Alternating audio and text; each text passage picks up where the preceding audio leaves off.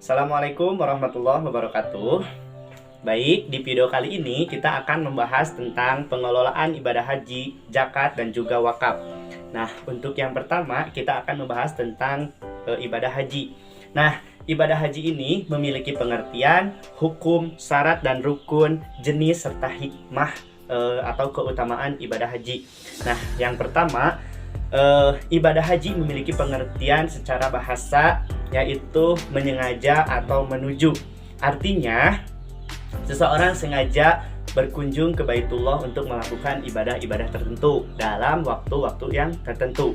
Nah, yang dimaksud dengan waktu-waktu tertentu yaitu pada bulan-bulan ibadah haji yang dimulai sejak bulan Syawal dan berakhir 10 hari pertama bulan Dzulhijjah. Dan perlu diketahui, puncak ibadah haji itu jatuh pada tanggal 9 Dzulhijjah atau pada saat wukuf di Padang Arafah. Nah, itu untuk pengertian. Yang kedua ada hukum ibadah haji. Nah, hukum ibadah haji ini sesuai dengan rukun Islam yang kelima, yaitu mewajibkan siapa saja yang sudah sanggup, yang sudah cukup untuk melakukan ibadah haji, maka diwajibkan. Setelah hukum ada syarat dan juga rukun. Nah, syarat ini artinya apa? Yaitu hal-hal atau tindakan-tindakan yang harus dilaksanakan sebelum melakukan ibadah haji. Nah, adapun rukun itu hal-hal atau tindakan-tindakan yang dilakukan sewaktu melakukan ibadah haji. Nah, itu untuk rukun. Nah, untuk syarat juga itu terbagi menjadi dua. Yang pertama ada syarat wajib, yang kedua adalah syarat sah.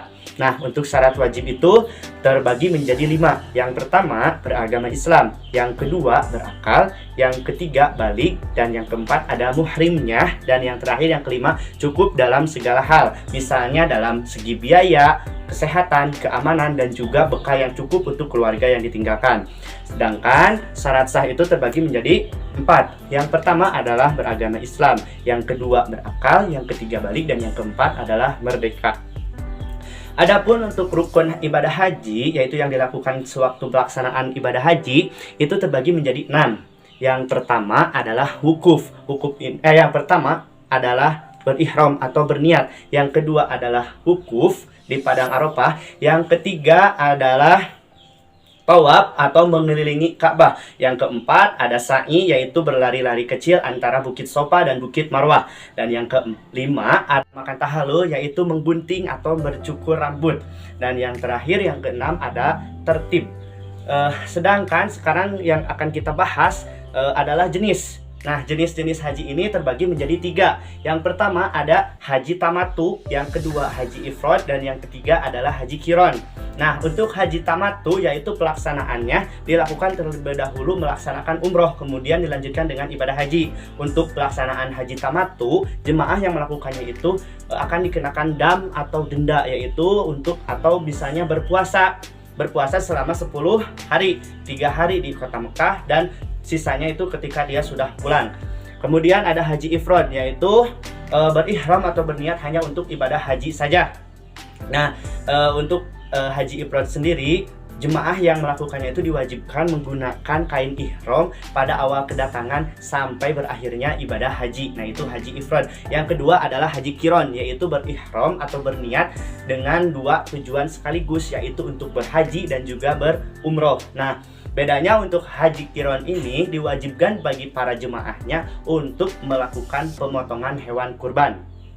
Nah, itu untuk jenis-jenis berhaji. Kemudian ada hikmah atau keutamaan berhaji. Nah, yang pertama, hikmah ibadah haji itu adalah merupakan amalan yang paling utama sesuai dengan sabda Rasulullah SAW bahwasanya ada 3 amalan yang paling utama. Yang pertama adalah beriman kepada Allah dan Rasulnya, yang kedua berjihad di jalan Allah, dan yang ketiga ini melakukan ibadah haji. Nah, yang kedua sebagai penghapus dosa, yang ketiga berjihad, dan yang terakhir adalah ganjarannya atau pahalanya itu adalah surga bagi mereka yang melakukan ibadah haji secara mabrur. Nah, itu untuk pembahasan tentang ibadah haji. Lanjut ke materi kedua, kita akan membahas tentang zakat. Nah, zakat ini juga memiliki pengertian, hukum, syarat, rukun, serta keutamaan. Nah, pertama, pengertian dari zakat. Zakat secara bahasa berarti tumbuh, suci, dan juga berkah. Sedangkan menurut istilah, zakat itu adalah mengeluarkan sebagian harta yang kita miliki dengan kadar tertentu setelah mencapai haul. Nah, adapun hukum zakat juga merupakan bagian dari rukun Islam yang ketiga. Nah, oleh karena itu, zakat itu sendiri diwajibkan bagi mereka yang berkecukupan juga yang telah mencapai nisabnya. Setelah hukum, kemudian ada syarat. Kan ini terbagi menjadi dua, yaitu syarat untuk muzaki atau orang yang berzakat dan untuk harta yang dizakatkan. Nah, untuk seorang yang berzakat, syaratnya itu yang pertama beragama Islam, yang kedua merdeka, yang ketiga adalah balik, dan yang terakhir yang keempat adalah berakal. Kemudian ada syarat untuk harta yang dizakatkan. Yang pertama dimiliki penuh. Nah, yang kedua adalah berkembang, yang ketiga telah mencapai nisab, yang keempat itu sudah melebihi kebutuhan pokok, dan yang keempat bebas dari hutang. Kemudian yang terakhir, yang kelima adalah sudah mencapai haul atau 1 tahun. Nah, itu untuk syarat harta yang dizakatkan. Kemudian ada rukun dari zakat. Nah, rukun dari zakat itu terbagi menjadi 3. Yang pertama adanya muzaki atau orang yang berzakat, penyerahan dari muzaki. Dan yang kedua adanya badan yang mengelola atau yang mengurusi zakat tersebut yang dinamakan dengan amil zakat. Dan yang ketiga adalah orang yang menerima dari zakat tersebut ketika sudah melalui badan amil zakat. Nah, itu untuk rukun. Kemudian ada juga hikmah atau manfaat berzakat. Nah, hikmah atau manfaat berzakat yang pertama itu adalah untuk dirinya sendiri, yang kedua untuk orang lain. Nah, untuk dirinya sendiri, yang pertama itu sebagai pembersih dari kotoran-kotoran atau dosa-dosa yang ada pada dirinya. Nah, baik itu yang menempel pada dirinya atau juga sebagai pembersih untuk harta-hartanya. Dan yang kedua untuk orang yang menerima itu terbantu secara ekonomi dan juga sebagai sarana untuk kita bertransaksi sosial. Nah, itu bersosialisasi dengan cara berzakat. Itu untuk keutamaan berzakat. Nah, setelah membahas tentang materi zakat, kemudian ada materi yang terakhir yaitu wakaf. Nah, wakaf ini juga memiliki pengertian, syarat, rukun, dan juga hukum sekaligus hikmah atau manfaatnya. Yang pertama pengertian wakaf yaitu secara bahasa berarti menahan atau al-habs, juga mencegah atau al-man'un. Nah, artinya secara istilah seseorang itu sengaja menahan harta yang dia miliki untuk kepentingan atau yang bisa diambil manfaatnya secara kekal dan juga dipertanggungjawabkan secara hukum. Nah, itu untuk wakaf.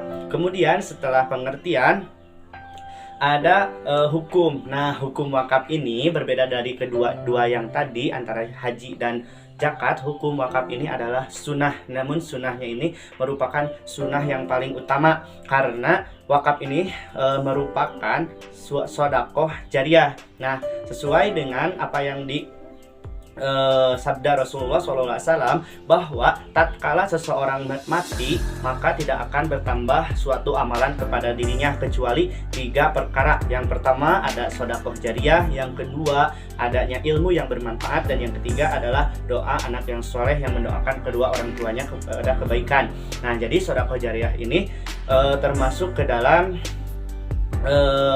pahala wakaf. Nah, jadi seseorang yang berwakaf itu sebenarnya sudah melakukan pahala sedekah jariah. Nah, untuk selanjutnya setelah hukum ada juga rukun untuk berwakaf. Nah, rukun wakaf ini terbagi menjadi 4. Yang pertama adanya orang yang berwakaf atau disebut dengan al-muwakif. Dan yang kedua adalah barang atau harta yang diwakafkan atau yang disebut dengan al-mauquf. Yang ketiga adanya penerima harta yang diwakafkan tersebut atau dinamakan dengan al-mauquf ilaih. Dan yang terakhir, yang keempat, itu adanya ikrar atau sigot atau ucapan. Nah, untuk yang pertama syarat dari orang yang berwakaf. Yang pertama, dia adalah memiliki harta yang penuh terhadap harta yang akan diwakafkan. Nah, yang kedua, dia itu sudah balik atau cukup umur. Yang ketiga, eh, adalah harta itu tidak ada kaitannya dengan yang lain. Dan yang keempat, sesuai dengan hukum. Nah, kemudian ada syarat untuk harta atau benda yang diwakafkan. Nah, untuk harta atau benda yang diwakafkan, syaratnya itu yang pertama merupakan benda yang berharga. Nah, yang kedua, jelas ukurannya atau ukurannya itu sudah pasti. Yang ketiga, untuk syarat barang itu harus berdiri sendiri. Nah, adalah tertentu atau disebut dengan ayan. Dan yang kedua adalah tidak tertentu atau disebut ghair muayyan. Apa maksudnya? Yang tertentu itu jumlah orangnya itu sudah jelas. Misalnya 1 orang, 2 orang, atau 3 orang, atau kepada lembaga. Dan syarat untuk yang tertentu ini, itu syaratnya orang yang benar-benar berhak menerima harta tersebut untuk diambil manfaatnya. Sedangkan untuk ghair muayyan itu tidak dijelaskan secara rinci. Nah, melainkan misalnya untuk fakir miskin, atau misalnya untuk sarana tempat ibadah, dan yang dimiliki itu, yang diambil itu hanya manfaatnya saja, tidak berhak untuk dimiliki. Nah, itu untuk ghair muayyan. Kemudian setelah syarat untuk ghair muayyan, untuk syarat untuk ikrar atau sigot itu sendiri. Yang pertama, sigot itu harus dikatakan secara jelas dan bersifat kekal atau takbid. Jadi jangan ada istilah waktu, tidak dibatasi oleh waktu. Jadi harus bersifat tabid atau takbid, yaitu bersifat kekal. Nah, setelah bersifat kekal, ada juga ikrar ini harus sesegera mungkin. Nah, kemudian syarat ikrar juga harus bersifat pasti.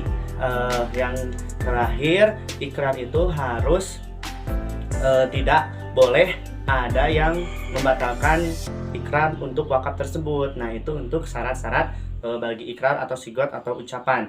Nah, untuk materi selanjutnya yaitu hikmah dari wakaf itu sendiri. Nah, hikmah dari wakaf itu sendiri memiliki hikmah yang sangat besar dan sangat utama.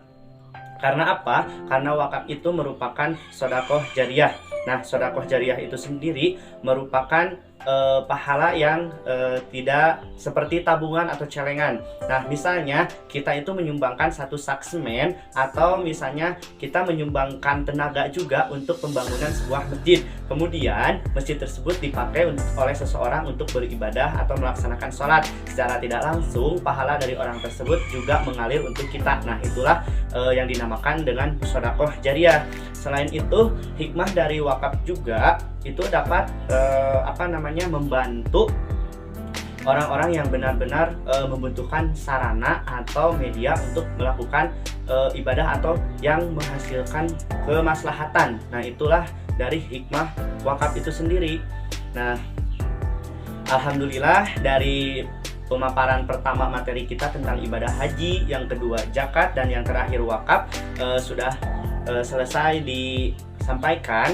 Mudah-mudahan apa yang disampaikan itu mendapatkan kebaikan, khususnya untuk saya sendiri, umumnya untuk yang mendengarkan. Nah, kesimpulan dari 3 topik pembicaraan kita kali ini, mulai dari ibadah haji, zakat, dan juga wakaf, ketiganya merupakan perintah Allah yang akan mendatangkan kemaslahatan bagi mereka yang melaksanakannya, juga bagi masyarakat di sekitar mereka. Nah, mudah-mudahan dengan adanya pembelajaran kali ini kita semua tergerak hatinya untuk melaksanakan ketiga hal tersebut. Amin ya Allah ya Rabbal Alamin. Rupanya cukup sekian pemaparan materi pengelolaan hikmah ibadah haji, zakat, dan juga wakaf yang dapat saya sampaikan. Kurang dan lebihnya mohon dimaafkan. Billahi taufiq wal hidayah. Wassalamualaikum warahmatullahi wabarakatuh.